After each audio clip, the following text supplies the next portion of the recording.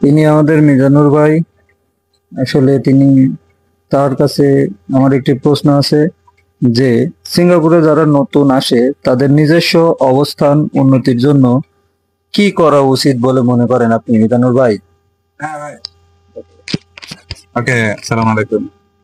Singapore যারা নতুন আসে, আসলে অনেকের ধারণা সিঙ্গাপুরে এসে শুধু কাজই করে। কাজ করে বলতে শুধু মাঠে কাজ করে, হাত পরিশ্রম করে। হ্যাঁ, অনেকেই করে। আরো কিছু করা যায় সিঙ্গাপুরে নিজের অবস্থান উন্নতি করার জন্য। যারা মোটামুটি শিক্ষিত, মোটামুটি ইংরেজি বুঝে, তারা অনেকভাবে নিজেরা ডেভেলপ করতে পারে, নানান স্কিল কোর্স করে। যেমন অনেকগুলো ডিপ্লোমা কোর্স আছে, ইলেকট্রিক আর অন্যান্য কোর্স আছে। এগুলো কোর্স করে নিজের অবস্থান পরিবর্তন করতে পারে। প্রথমে আর কিছু সুপারভাইজার, তারপরে ইঞ্জিনিয়ারিং পোস্টে যেতে পারে। তারপরে অন্যান্য লাইন গুলো রয়েছে, যেমন ধরেন আপনি সেফটি ডিপার্টমেন্টে যেতে পারে। এই ক্ষেত্রেও আমাদের বাংলা অনেকে এস্টাবলিশড হয়েছে অলরেডি। যেমন আমরা আছি, যদিও অত ভালো পজিশনে নেই, তারপর আলহামদুলিল্লাহ সিঙ্গাপুরের মতো দেশে নিজের মেধা খাটিয়ে যাদের আছে, সার্টিফিকেট আছে, এরা করতে পারে অনেক কিছু।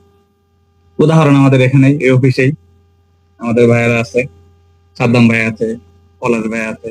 ওনারা ভালো জব করে, অফিসিয়াল জব করে সিঙ্গাপুর। নিজেদের গড়ে তুলছে, নিজেদের মেধাকে কাজে লাগিয়ে আজকে এই পর্যন্ত আসছে। এভাবে অনেকে তা করে আসতে পারেন। নিজের যোগ্যতা অর্জন করতে হবে, তারপর আপনি যদি সুযোগ আসে অবস্থান পরিবর্তন করতে পারবেন।